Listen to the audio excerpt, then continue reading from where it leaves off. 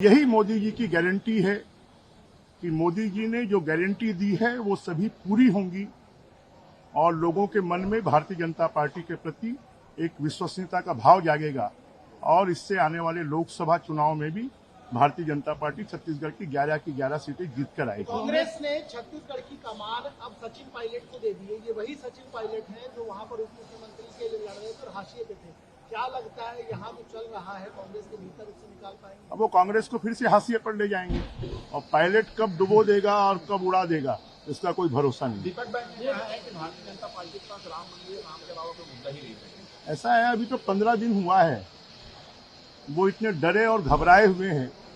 जब 22 जनवरी को अयोध्या में विश्व के जननायक जन जन के मन मन के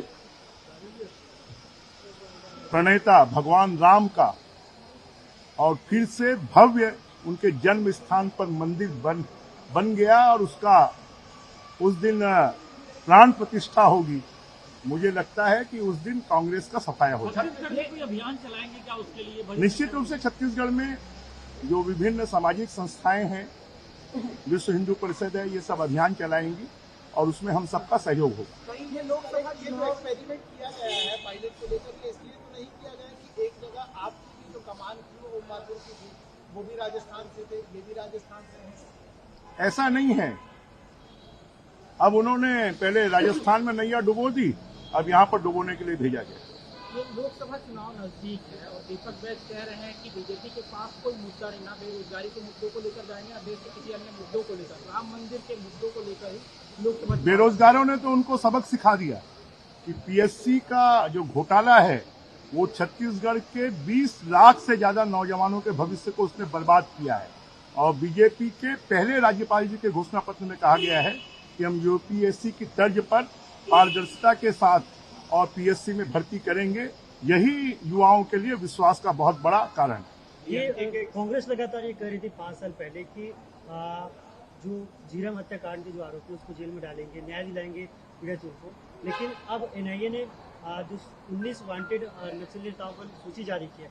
क्या लग रहा है भाजपा के शासनकाल में न्याय होगा? देखिए, भारतीय जनता पार्टी ने पहले भी न्याय किया है और अभी भी न्याय करेगी।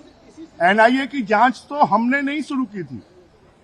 एनआईए को मनमोहन सिंह जी ने एनआईए को ये जिम्मेदारी दी थी और वो जब उसको पूरा नहीं कर पाए, भारतीय जनता पार्टी तो अन्याय किसी के साथ नहीं होगा, न्याय सबके साथ होगा। इसी से जुड़ा एक और सवाल है। अजय चंद्राकर ने सदन में कहा था कि कवासी लखनऊ और बिंदु से भी पूछताछ होनी चाहिए, तो क्या इसकी पहल आप लोग करेंगे? अब इसके बारे में तो आपको एनआईए और सीबीआई बताएगी। डीएमके सांसद ने कहा है सर कि यूपी और बिहार के हिंदी भाषी तमिलनाडु में शौचालय साफ करते हैं।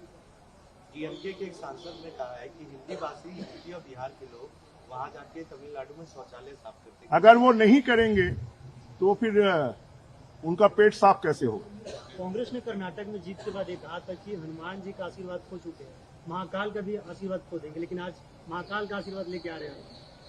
निश्चित रूप से विश्व के अगर हम कहें तो सब गुरुओं के गुरु कोई है तो महादेव हैं और महादेव को हमारे देश का जनजाति समाज भी मानता है बूढ़ा देव के रूप में।